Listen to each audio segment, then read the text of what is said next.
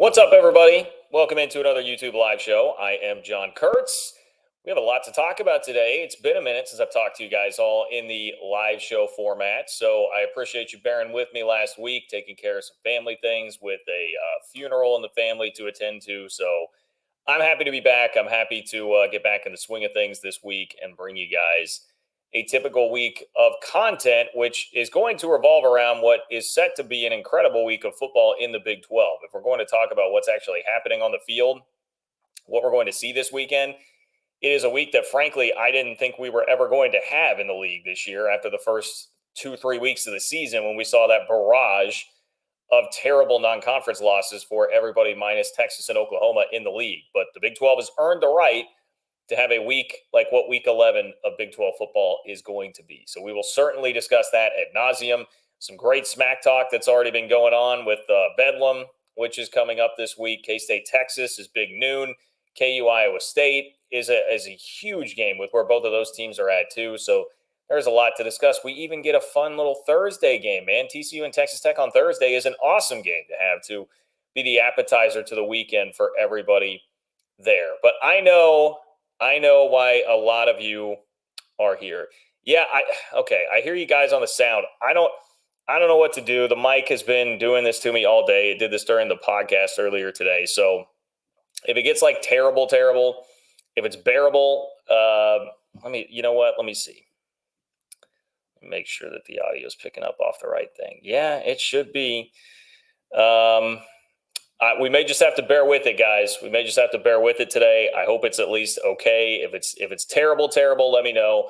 I'm gonna mess with the mic after this. It's a new mic. This should be a good mic, a better mic that I paid for. But we'll see what we can do with it. I appreciate you guys letting me know and giving me a heads up at least. All right, I see tolerable. We can live with tolerable. It's been off for your short vids also. I'm not sure what the short vid, like the video the other day. Okay, I will get to work on the mic after this tonight and see what I can come up with as far as what the hell's going wrong, because this should be a much better mic than the one I had before. I digress. I think what a lot of people are here for and what a lot of people will be excited to talk about today is scheduling. Like, remember back to all the discussions that we had about whether or not the Big 12 was going to be doing divisions, if it was going to be pods. And I always said, hey, I don't care quite as much about that as people seem to, particularly the division and pod discussions. And I tried to warn you guys. I feel like I tried to warn you that one, divisions weren't going to happen, and two, pods probably weren't going to happen, or at least there was a chance that pods wouldn't happen. And that's what we got. We have no pods. We have no divisions. We have 4 protected rivalries in the entire league. That is it. 4 protected rivalries in the entire league. And I know that has a lot of people fired up, particularly in my neck of the woods.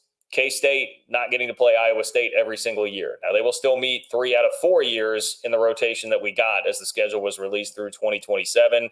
So at least we're getting 3 out of 4. But you're not going to get it every single year. And it is one of the longest continuously played college football rivalries in the country that's been played every year since 1917. I suppose you can just file it as another casualty of conference realignment. It is another conference realignment casualty.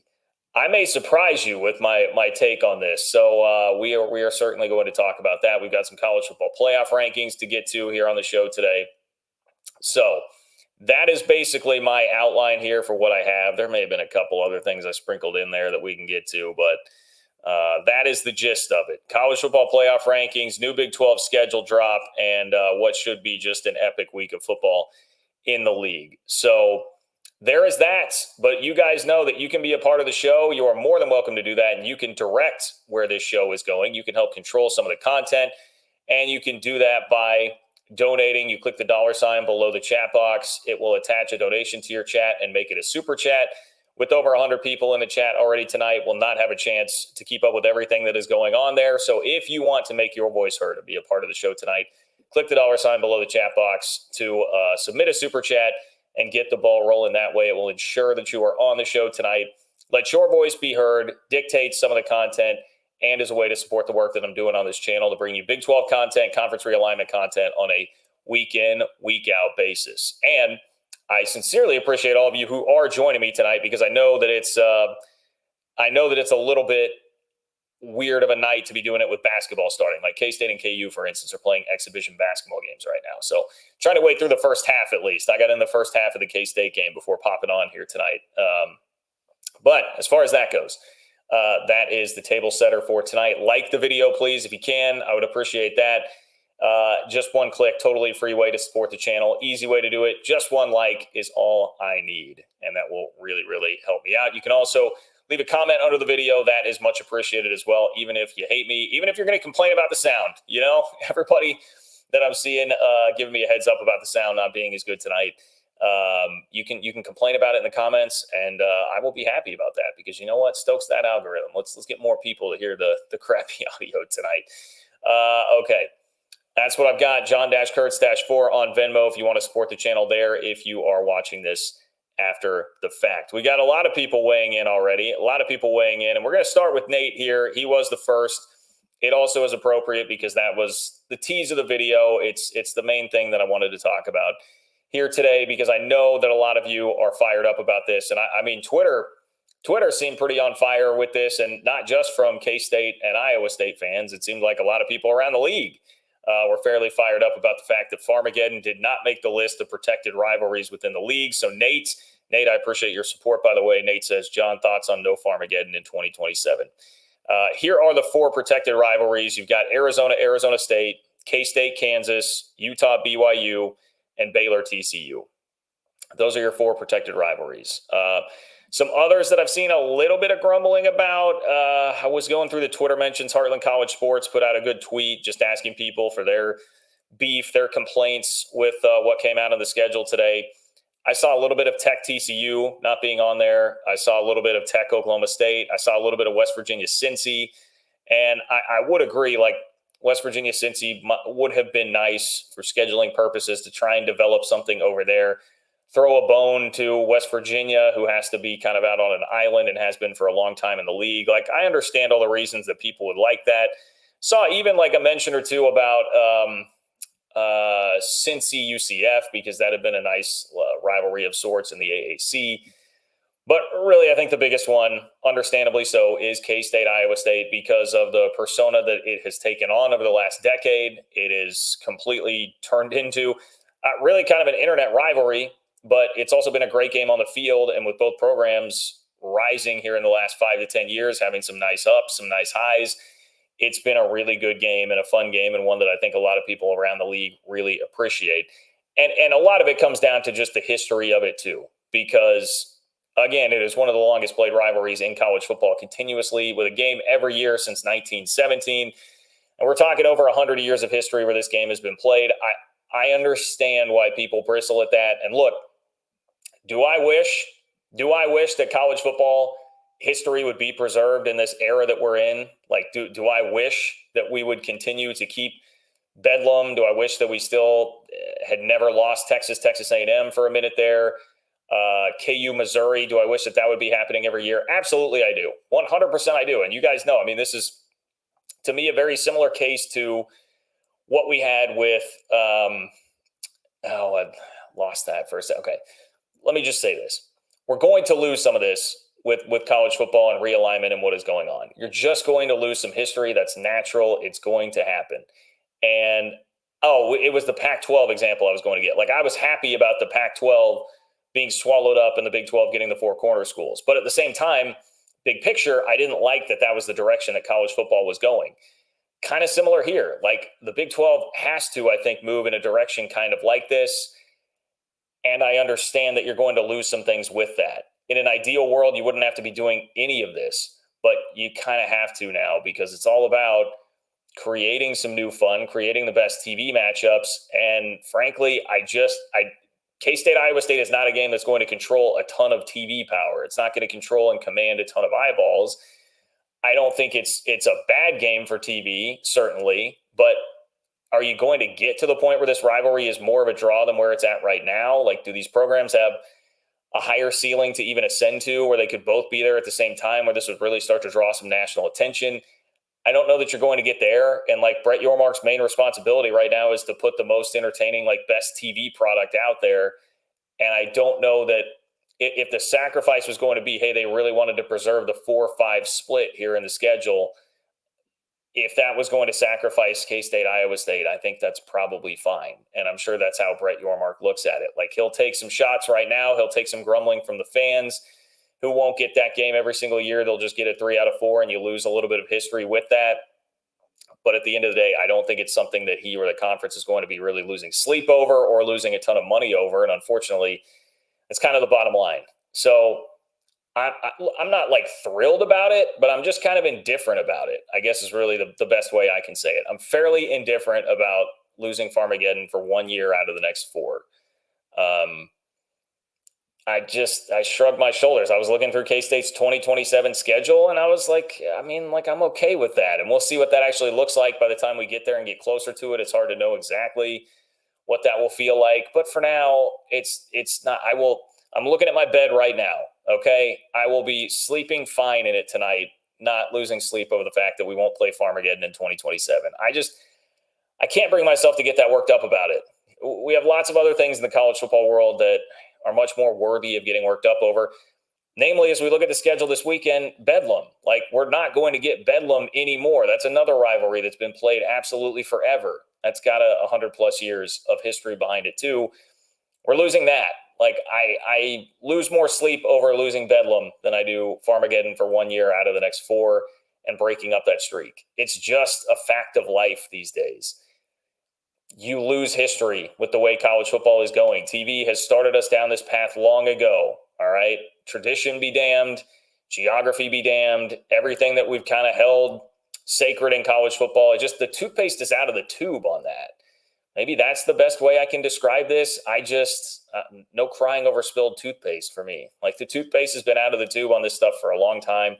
I knew there would have to be sacrifices made. I would even go back to some of the conversations we had about, hey, the Big 12 may have to start playing more games on Friday nights, other weeknights, get in bed with the gambling companies, whatever it is you might have to do to get creative to make the league a viable TV product continuously moving forward. It was just like that. I had accepted that reality. So I'm not shocked or stunned by this. I would have been more upset if you're not playing Kansas every year. I think that rivalry is more important for K-State. And frankly, if there are 4 protected rivalries in the league and K-State gets 25% of them, selfishly from like a K-State standpoint, I can't really be all that upset by it. So I'm not at that point. I'm not at that point. I know a lot of people are, and I get it. I understand it.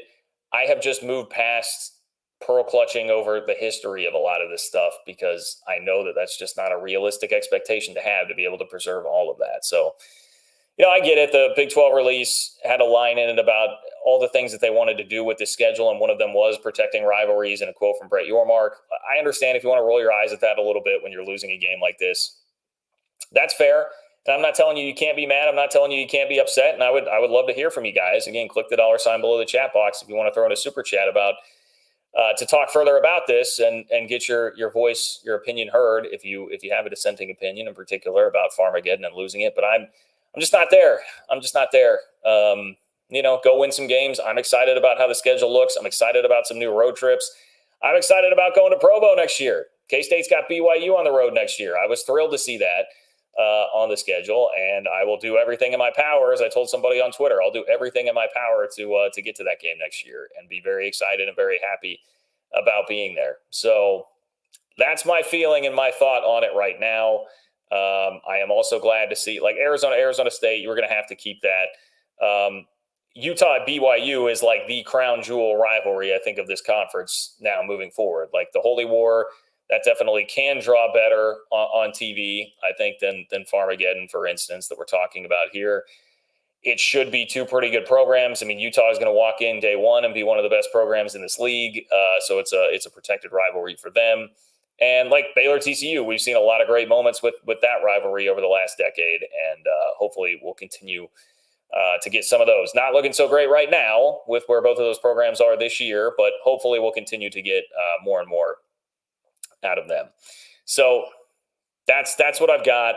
If you're wondering what the Big 12 said about this and what they were trying to do, according to their press release, the Big 12 says they tried to maintain the current 5-4, 4-5 home and away rotation for all 16 members to minimize non-conference scheduling disruptions. So a 9-game conference schedule would be maintained going forward. And that's how we got here.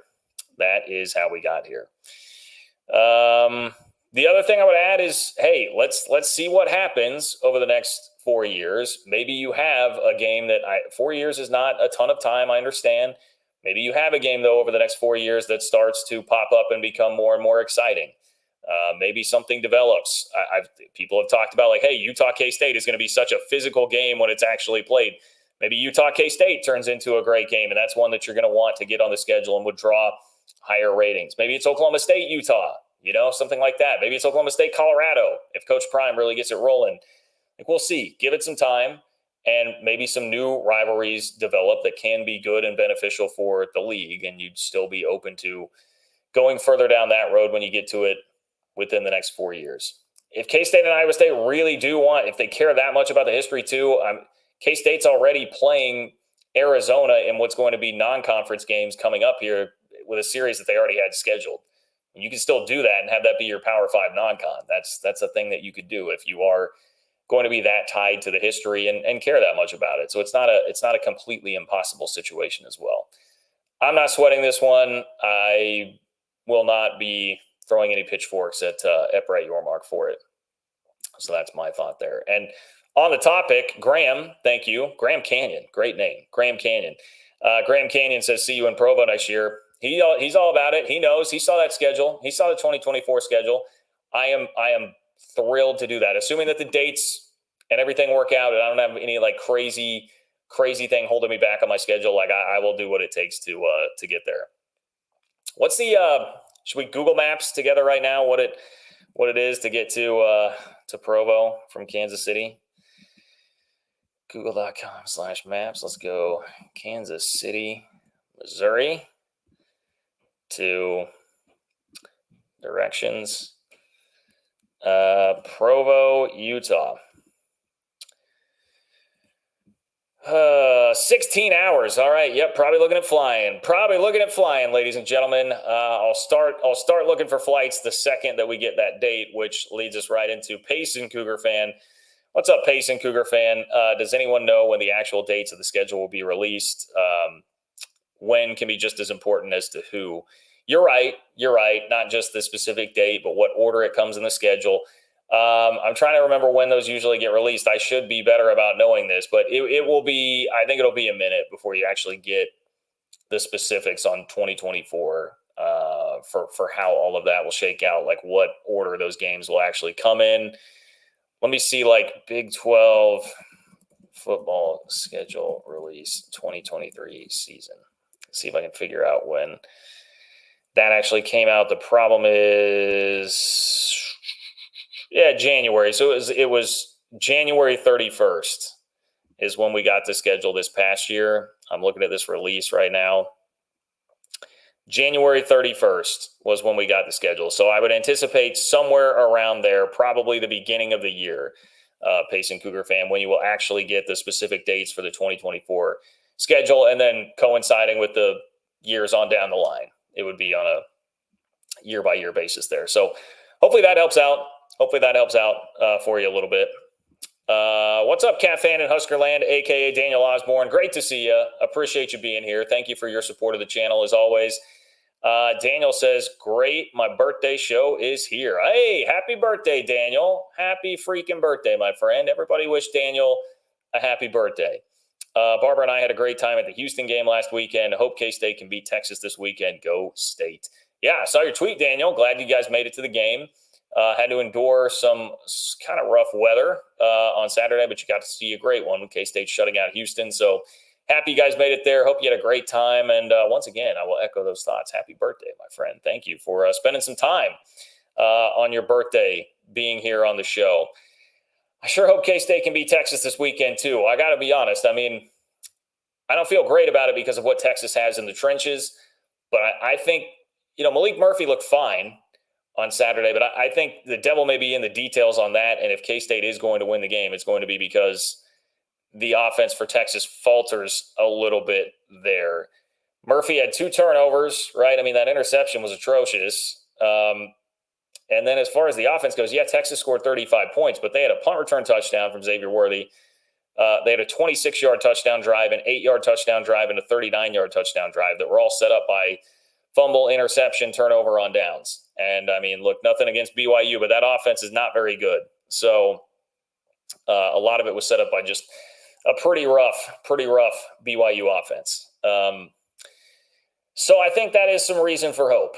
We also just need to find out if K-State this year is ready for the bright lights like they were last year in the back half of the season when, after losing to Texas, they really turned it on, won some big games.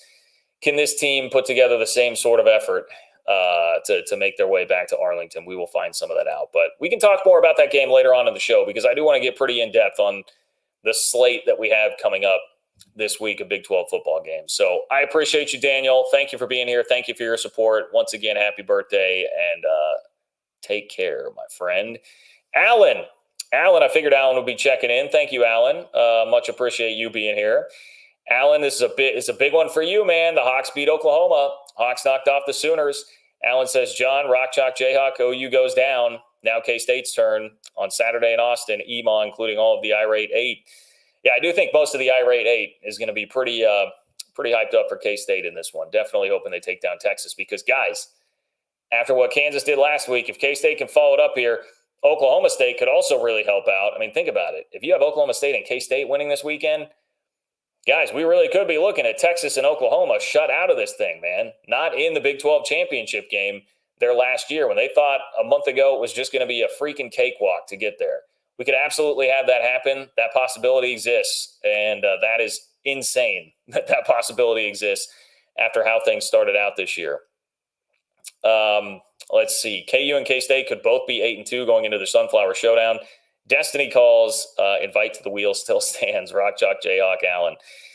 Definitely could both be 8-2 going into that game. K-State's got Baylor at home after Texas, which, on paper seems pretty winnable. So that is definitely manageable. I'm trying to remember who KU has Tech, I believe. It's Tech in Lawrence, if I'm not mistaken, after this game at Ames, which will be very tough. I mean, make no mistake, going to play a night game at Ames, that ain't easy. And Iowa State's on a roll right now with 3 straight double-digit wins. So do not discount the Clones at all, especially for KU coming into a letdown spot where you just rush the field. Everybody had the time of their lives on Saturday, one of the best games in Kansas football history. Can you turn around and replicate that in a really tough environment? That is a difficult ask in another game where it appears that Jalen Daniels will not be playing. That seemed to be the word among KU insiders from what I saw earlier today. But look, Alan, you should be thrilled. Unbelievable win for Kansas. Really, out-toughed Oklahoma. Oklahoma had plenty of chances there. They got 2 potentially back-breaking turnovers from Jason Bean in the fourth quarter, but didn't matter. Didn't matter. Gave him one too many chances, and Jason Bean did deliver. I mean, that guy, I will say, Jason Bean is a roller coaster, man. That is a ride. That is a trip. But he can deliver some high highs, and he certainly did at the end of the game for Kansas to win that one. And now we're sitting here with, KU, Iowa State, K-State, Oklahoma State, Oklahoma, Texas, all very squarely in the mix. And it's going to make for a fabulous month of November within this conference. So I appreciate you being here, Alan. Unfortunately, I still have to tell you, I'm in basically the same spot as far as that invite to the wheel goes. I don't know. The Missouri game still hurts me. Still hurts me having to experience that on the road. That was a hostile crowd, and not a fun walk back to the car. We shall see. I've been there in Lawrence twice for losses in 2004 and 2006, and I did not enjoy those experiences much at all either. Wolf58, what's up, Wolf58? Wolf58 says, with all due respect, I take issue with the headline of your last video.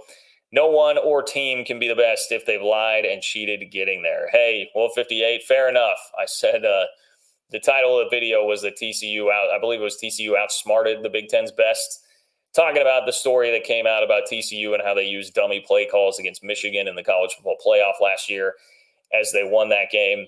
Fair enough. They were technically recognized, though, as the Big Ten champion last year. So that is the wording. But I get what you're digging at there, Wolf58. And I'm not going to stop you from saying that because, this looks pretty bad. I saw even Paul Feinbaum was going off about Harbaugh today and how Harbaugh, it's ridiculous that Harbaugh has not been punished yet and that needs to happen. So you're not alone, Wolf 58. You're not alone. It's definitely starting to look pretty Bush League. We're at the point now where we're investigating that this dude Stallions may have been on the Central Michigan sideline to go look at, it was Michigan State that they were playing, I believe, right? To try and get some footage of that sideline. Like, what? I mean, that is wild. Like, if that is in any way true, that is gnarly. That is so bold and brash. I can't even imagine. But fair enough, Wolf 58. Take all the shots at Michigan you want. I have no love for Michigan here on this channel. So, no problem with doing that. I saw a graphic today, in fact, of the strength of schedule for the top 10 in the college football playoff. And I mean, like, the Michigan SOS obviously was the worst. Georgia was not far behind. They were both in the hundreds. So, go play somebody, Michigan. Why don't you go play somebody? And congrats, Wolf 58, on being in the top spot, number one in the initial college football playoff rankings of the season. Houston Cougars, Germany. Hey, I love it. Houston Cougars, Germany. I love the international flair that we get here on this channel. Houston Cougars, Germany says, thanks. Would it be Johan? Thanks, Johan, for your tremendous content. Probably 2-5-1 and 5-4-2 teams after this weekend. Go Big 12. Go Cougs. I love the enthusiasm, Houston Cougars, Germany. I really want to go to Germany. That is something that I need to do. I guess I should theoretically be doing it this weekend when my Chiefs play the Miami Dolphins there, but I will not be in Germany, unfortunately, for that game. Hopefully I'll be there to buy you a nice brew at some point in time, Houston Cougars, Germany. But I appreciate you and your support of the channel, and probably 2-5-1, 5-4-2 teams after this weekend. I have a hard time saying there will probably be blank in speculating about any of this weekend in the Big 12, because I think those three big games are just – it's tough. It's tough to get a read on what exactly is going to happen in those games. I mean, I could very easily see any of those games going either way, with probably Texas K-State as the one that I feel a little more confident in Texas winning, and marking down a favorite, quote unquote, in that game as opposed to the other two. But they're all three. They're all three razor thin margins for me. I think it's just going to be an excellent week of Big 12 football. There's not much getting around that. The other part too, I was going to bring up the schedule here real quick before I make this statement definitively. The other part about it is that, you're getting them in three different windows, so a lot of times you get a couple of great games stuck in the same window. No, you can just roll through the entire day just watching Big 12 football. You get K-State, Texas at 11. You get Oklahoma State at 2:30. And you get KU, Iowa State at 6 on Fox, ABC, and ESPN. Think about this, people. Think about this. Remember, it's a perfect time to bring this aspect of the story in. I remember vividly doing a show where I was running down the list of all the non-conference losses that the Big 12 had. We had, where did it go? I had the list of all the non-con losses. Oh, of course, South Alabama, Ohio. Here it is. South Alabama, Ohio, Miami, Ohio, Texas State. Those were all losses in the non-con for Big 12 teams. Texas beat Alabama. Oklahoma was rolling. Looked like they were going to run away with it and that this league was going to be just a joke, punching bag. Well, the Pac-12 was getting tons of adulation and praise in the aftermath of its demise with how well they started the year. Now look at it. Pac-12's already beat up on itself a bit. And you're sitting here after all these teams lost to South Alabama, Ohio, Miami, Ohio, Texas State, all of that. You're sitting here now with K-State, Oklahoma State, Kansas, and Iowa State being involved in three of these games that are going to be on prime networks in each of the three time slots. You've got Big Noon, you've got 2:30 ABC, and you've got 6 o'clock on ESPN for all of these teams, all with spreads that are 5.5 or less. Great games, very impactful, not only to the Big 12 title race, but to the national championship picture because of the playoff implications for Texas and Oklahoma. And yes, I do realize that like Texas and Oklahoma are the reason that there are playoff implications in those games, but still, who would have thought that this was possible? Deserve a ton of credit. The irate 8 deserves a ton of credit for getting their you-know-what together to make this happen. And even outside of that group, you can throw in West Virginia for playing the way that they have. And being a really solid team this year too. It's really been, Baylor, I guess, out of the old guard, the I-Rate 8, Baylor would be the one. Baylor and TCU would be the two that have struggled. The rest of the I-Rate 8 pulled it together, pulled themselves up by their bootstraps, and have turned this into what should be a fabulous November for the conference. A lot of prestige and acclaim coming their way, a lot of eyeballs coming their way, and maybe even a Big 12 championship game that would not include Texas or Oklahoma, which seemed absolutely impossible just 4 weeks ago. So I'm ecstatic for it. I'm pumped for it. And it sounds like you are too, Houston Cougars, Germany. Much appreciate you being here. Much appreciate you being here, my friend. Nick, what's up, Nick? Nick, thank you for your support of the channel, as always. I'm sure Nick's fired up. Oklahoma State fan here, ready for perhaps the final Bedlam, the final that we'll get for a while at least. Nick says the big weekend has arrived. Your Cats and my Cowboys can go a long way to helping the Big 12 transition to its future with a sense of pride and power. Desperately want OSU to end Bedlam with a W for both the Big 12 and because OU sucks. I'm with it, Nick. I'm with it. That show that I referenced where we ran down the list of all the horrible non-con losses the league had, I said, look, the problem here is that narratives get formed so easily, and the Big 12 can keep Texas out of that championship game for a decade and a half. And if they waltz on in and win it their last year on their way out the door to the SEC, especially if they then start having success in the SEC, no one's really going to remember much about that 15-year period, right? The narrative will be written, hey, the new Big 12 sucks.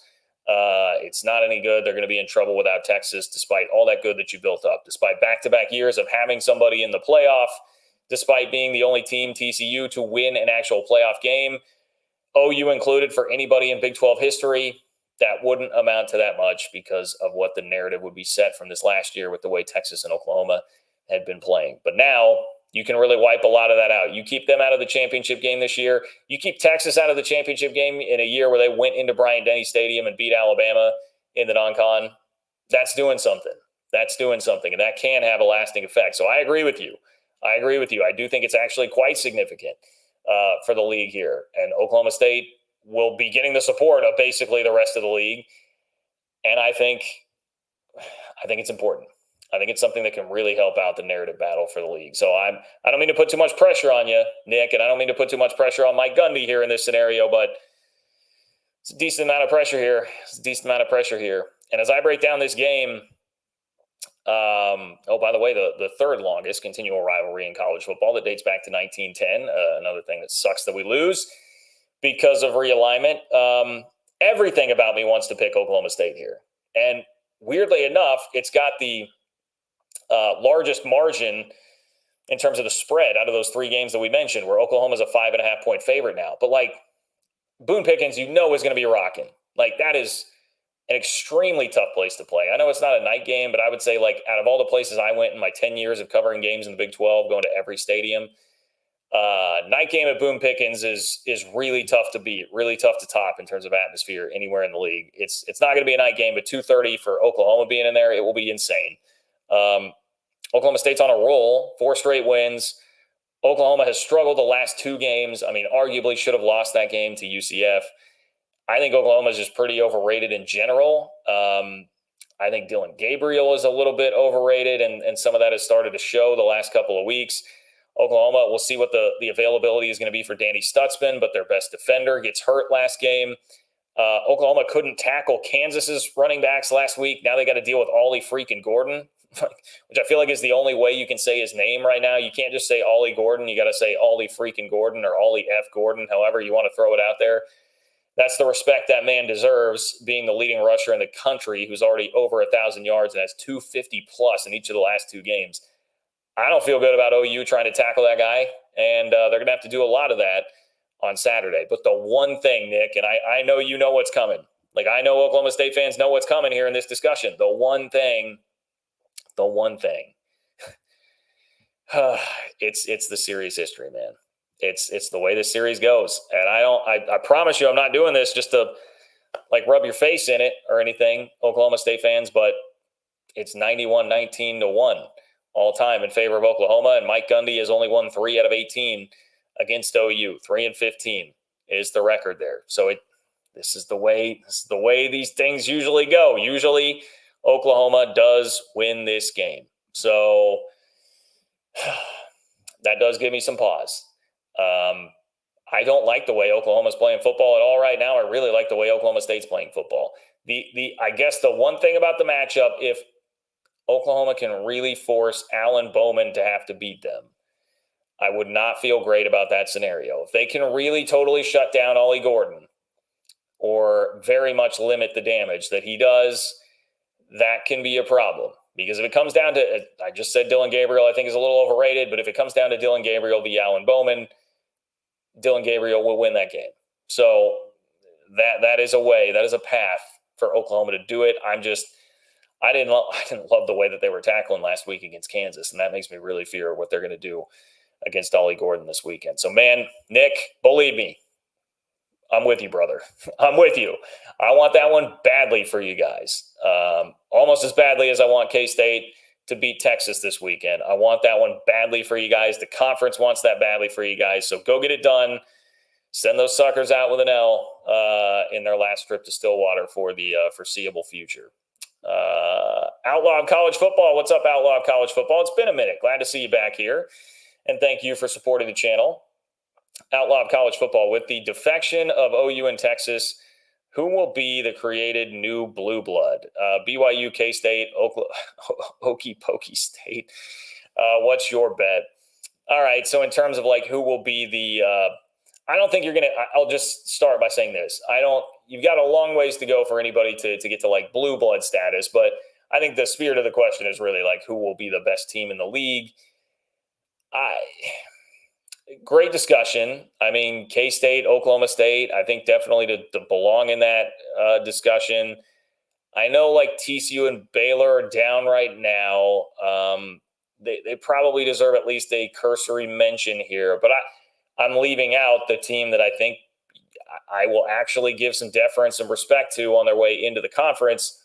It's hard to argue with what Utah has been doing. And I mean, even what they've done this year, I know they didn't look good at all last week, but what they've been able to do this year with their quarterback situation, without Cam Rising, has still been pretty impressive. And I just think like Kyle Whittingham has put together such an impressively consistent record of being a damn good team year in, year out, and winning the Pac-12 a couple of years in a row. I'd put my money now with the Four Corners coming in on Utah having the best next 5 years in the conference. I think it's very, very close, but I think they deserve that respect.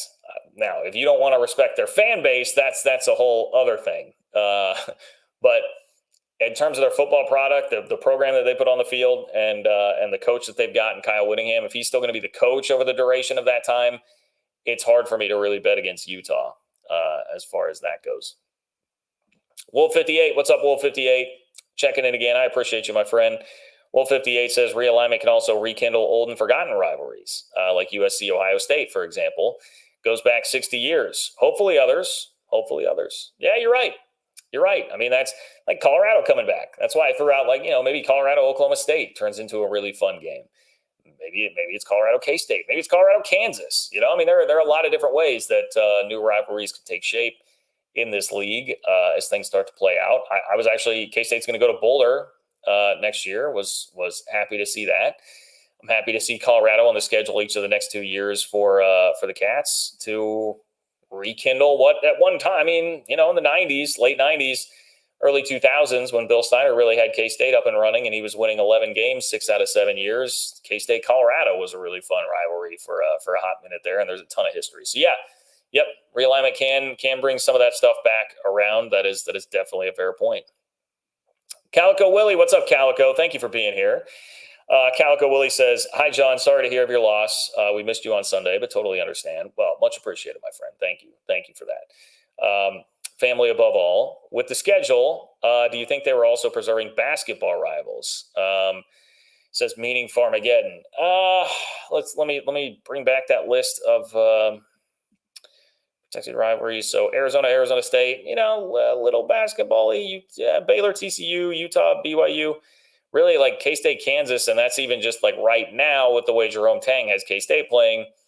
It's kind of basketball-centric, but I don't know. I don't think so, and I don't think like you're I don't think you're going to get a lot of, and I don't even know why I'm really doing this because the basketball schedule will be totally different. I don't think basketball, unless I'm misunderstanding the question, and perhaps I am, I don't think basketball really has a ton to do with it here. And it's just create as many compelling football matchups as you possibly can. Some of it is going to be like, hey, get teams out there playing different folks. And that's a part of what is enticing about the new league right now is that you have so many new matchups. Try to make that as intriguing as possible. If you can start mixing it up, getting teams out there playing different squads and see what develops, what comes about. There will be some intrigue in getting some of those games on for the first time, second time, et cetera, et cetera. I do think that plays a role in all of this. So, Calico threw me another one here. Thank you, Calico. Calico says also Tangang looks good in the exhibition. They look good in the first half, put up 51 on Emporia State. Pretty solid anyway, and that was with Tyler Perry battling foul trouble and going 0 for 4, 0 for 3 from three-point range and a couple of turnovers. So even with all of that, guy who's going to be likely one of K-State's two best players, and then obviously like Naquan Tomlin with the suspension, he's not out there either. So all things considered, I think it was a pretty solid half, and I haven't seen what's going on in the second half now, but I'm excited to go watch that as soon as I am done here. So looking forward to it. Glad to have basketball back, and K-State will start next week by playing USC on the opening night of the college basketball regular season. They're going to play USC on TNT, so I imagine get a lot of eyeballs watching that too. That's going to be a real tough test for a K-State team that suddenly is missing arguably its best player in Naquan Tomlin, but a lot of good exposure too. So anyway, appreciate you, Calico. Thank you for being here. Thank you for the well wishes. I much appreciate you, my friend. Zach, hey Zach, what's up? Zach's back. Zach says, sorry I've been MIA lately. My Bearcats stinking hasn't been something I like dwelling on.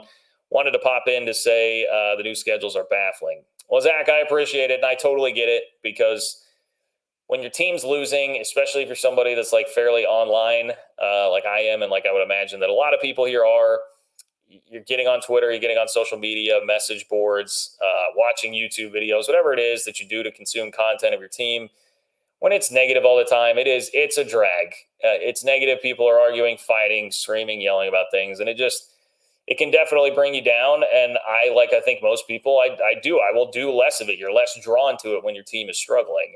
And usually that's good for my mental health. So I get it. I understand. You do not need to apologize for that. I completely understand and still appreciate your support as always. I've been taking a hard look at what Cincinnati's schedule looks like with the new league, but you're not the only person that has levied criticism about this here. And I mentioned earlier, I saw some that were a little disappointed that you didn't get Cincy, West Virginia as a protected game. And I think a lot of people would have figured you would do some sort of a pod that would include both Cincinnati and West Virginia, so you'd be playing each other every year. I don't think, unfortunately, I don't think that the four newcomers were going to get a whole lot of preferential treatment outside of like you knew BYU was going to get Utah, because that is probably the most valuable TV entity in terms of like an annual game that this league can put out there, at least that we know of right now.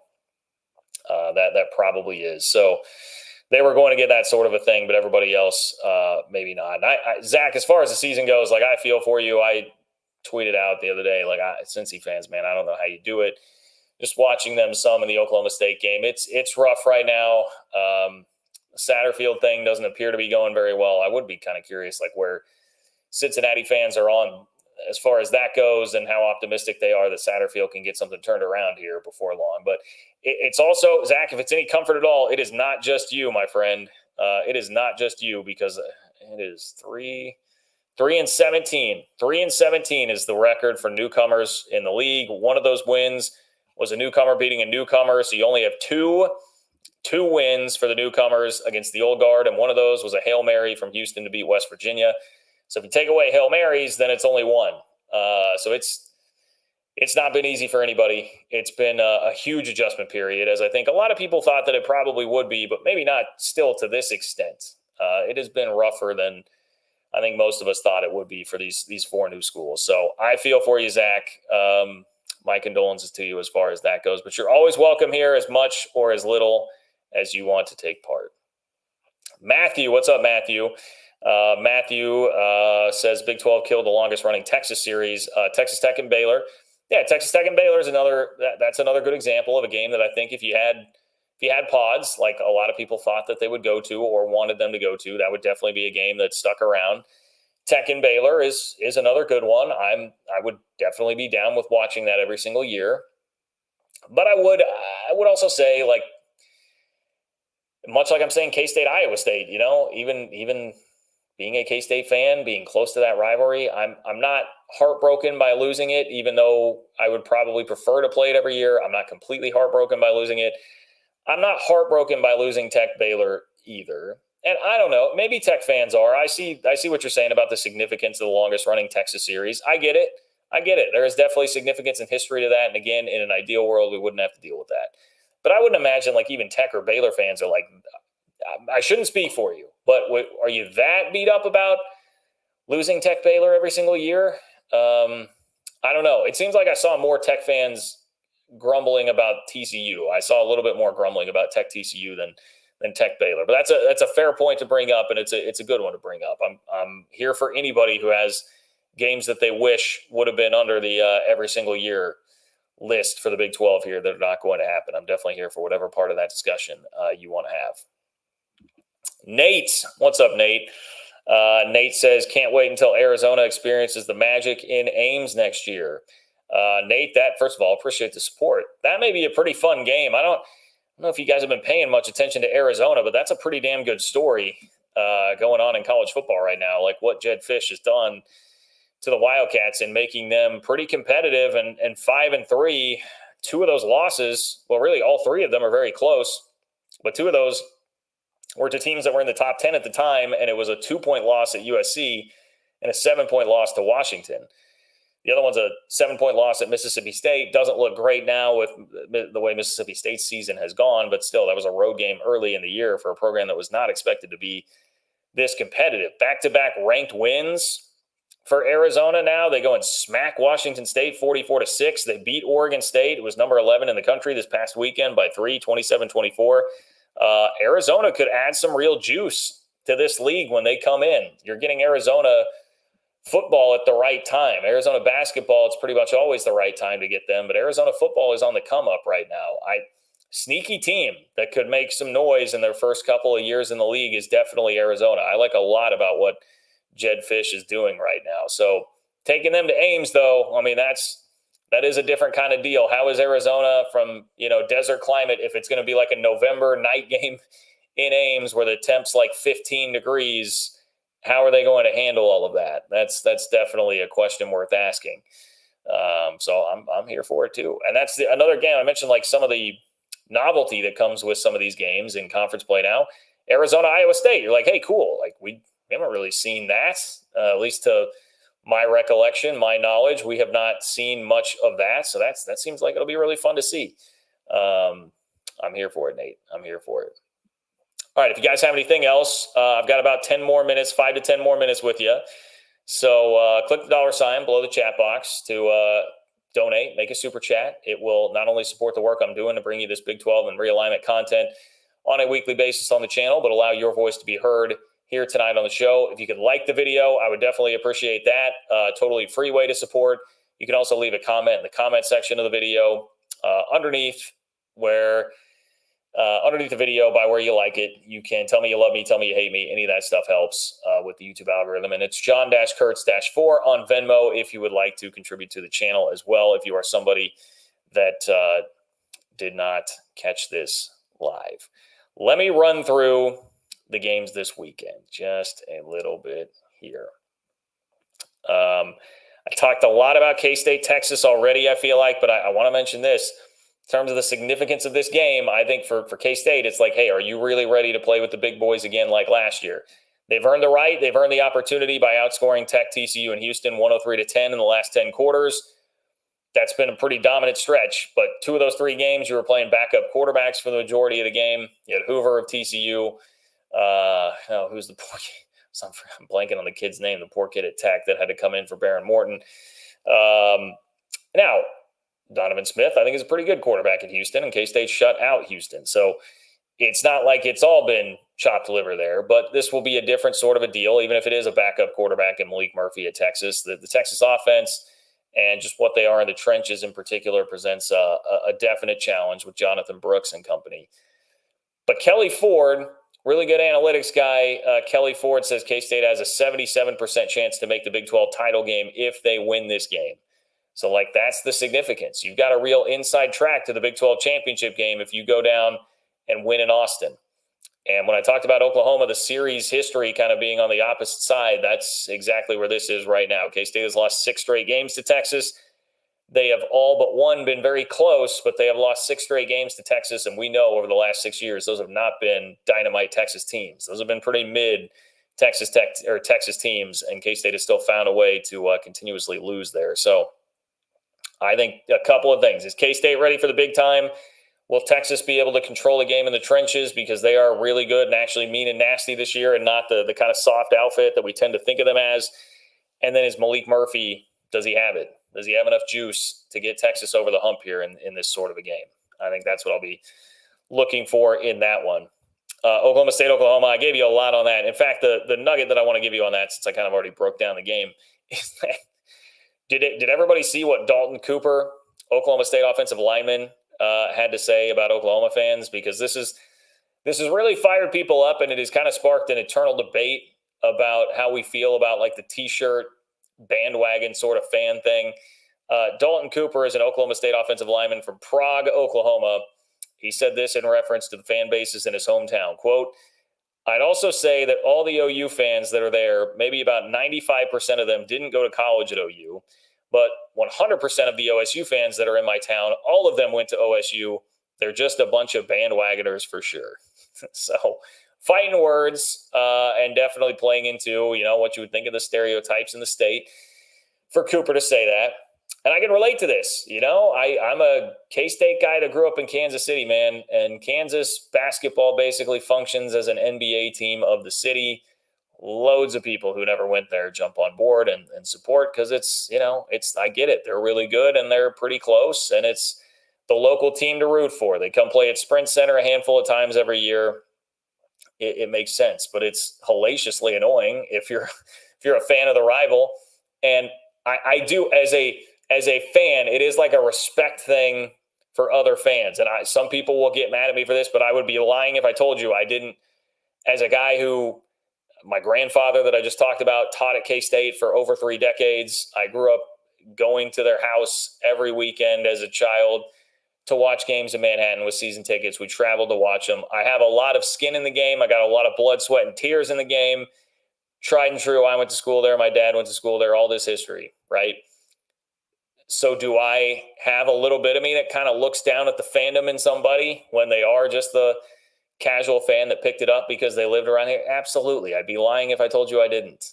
So I understand that. But I will also say the pushback that came into that from Oklahoma fans was also pretty fair, because a lot of the pushback that I saw was like, okay, so the diss here is that Oklahoma's a more national, regional brand, like a brand that people want to be fans of outside of just if you went to school there, and that's supposed to be a diss. I got to admit, I got to hand it to him. Like that's a pretty good point. That's a pretty good point. You want bandwagon fans because it means your brand is doing better. It means your school is doing better. It means your squad's doing better. So I do understand it from that point. So I'm going to play both sides there. I get to play both sides of the aisle on that one. I don't think it's wrong. I think it's pretty accurate. I'm sure there's a ton of Walmart T-shirt Oklahoma fans rolling through that state. And I'm sure it's awful to deal with if you're an Oklahoma State fan. But it does mean that the Oklahoma State or the Oklahoma brand resonates with all the success that they've had. So sucks, but that's kind of the reality of the situation. Texas Football Channel. What's up, Texas Football Channel? Texas Football Channel, appreciate your support, my friend. Says, hope the doorknob hits the cows you-know-what on the way out the Big 12 door. Love Texas football, but there is no burnt orange on the Lone Star flag. P.S. No John Henry Kurtz. Drift Away, 1972 song. I do not know John Henry Kurtz. Let's look him up. John Henry Kurtz. I'm seeing Drift Away, 1972 original HQ stereo. Let's look up the lyrics. Drift Away lyrics. right, we got Genius. It's pulling right up on Genius. How about that? Oh, yeah. They give me the Beat Boys and Free My Soul. I want to get lost in your rock and roll. Okay, yeah, I know that song. Didn't know that it was written by someone with my namesake. Kurtz is supposed to mean short in German, so great publicity for the old Kurtz fam. But maybe John Henry wasn't the most vertically inclined himself. So good reference there, Texas Football Channel. I appreciate it, and hopefully my Cats can get it done for you this weekend, and we'll knock Texas out on the way out the door. Stop the ownage that the Longhorns have had here recently in the series. Mark, what's up, Mark? I appreciate your support. Thank you for being here. Mark says Iowa State and K-State can always elect to play each other in one of the non-conference games, right? Yes, I believe they could. Because like I said, K-State already has a series that's been scheduled for a while with Arizona, and that's going to turn into non-conference action. So I believe that they could, unless there is, I don't know if the league would try to actively discourage them for some reason from doing that, or if there is maybe there is something to that, but I doubt it. I think that they probably could. I would guess that the issue there is going to be, let me just look at K-State's schedule in 2027. A lot of teams, we have things scheduled out so far in advance in college football that a lot of these teams probably already have their Power 5 game scheduled for that year, whatever year it is that you'd be concerned about losing a game. And then if you're throwing on another, oh boy, this schedule's interesting. If you're throwing on another opponent into that, another P5 into your non-con schedule just to try and keep a rivalry going while somebody else is playing North Dakota or Missouri State, just looking at other opponents here on K-State's upcoming schedule, and instead you're playing in Ames, well, it's a competitive disadvantage for you. So I think that's some of what would be in play there. I don't know what to make of this. The 2027 schedule, K-State has Colorado and Arizona both scheduled in future non-con matchups. For whatever reason, future FBS schedules has given me Georgia Southern at Colorado, Utah, and at Arizona all on the schedule, which I don't know. Is that just taking some of the games that came up, schedule released today? I have no idea. No idea what's going on there because it's only some of them, not all of them. But yeah, if at Arizona is already one of those games that's going to be there in 2027, you wouldn't want to be throwing another one in there. And then especially then, if you're doing another conference team, now you're playing two extra conference. It's just, you see where I'm going with that, right? There's just a lot. There's a lot that's happening there that you probably wouldn't want. It's not ideal, and you'd rather just have it be one of your regular conference games that you're playing. But yes, Mark, I believe that they could theoretically if they really, really wanted to. Jordan, what's up, Jordan? No message, just some support. I appreciate you, Jordan. Thank you for the love. Appreciate you being here, my friend, and thank you for kicking it with us here on the channel tonight. Nate says, Nate back here, Nate Simons. RIP Coach Knight, predictions on Farmageddon this year. If KSU and ISU win their next 3 games, can you imagine? Oh boy, yeah, that'd be a hell of a thing. Not just because of the matchup that it would set up, but let me give you the schedules here. K-State's got a tough close to the season. They have Baylor at home, but outside of that, it's at Texas, at Kansas, and then Iowa State coming to Manhattan. For Iowa State to get there, that would mean wins over Kansas, at BYU, and at home against Texas.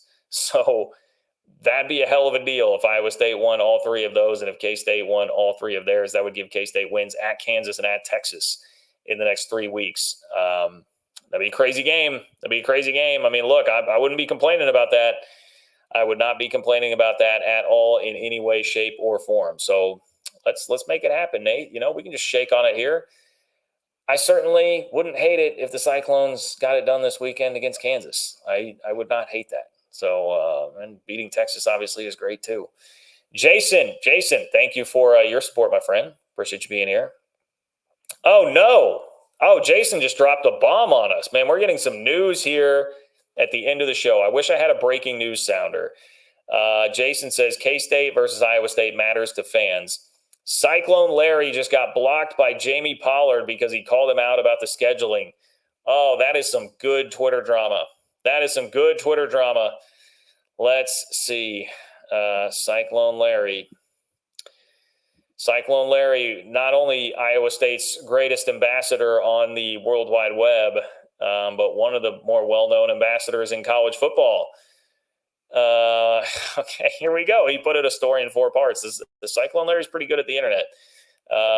In the past 7 seasons, Iowa State is 17-3 in Big 12 home games when the sun sets before or during the game. Okay, so he's just giving the stats there. By the way, Kansas, that's what you have to look forward to. In the past 7 seasons, Iowa State 17-3 in Big 12 home games when the sun sets before or during the game. 3-0 against top 10 teams.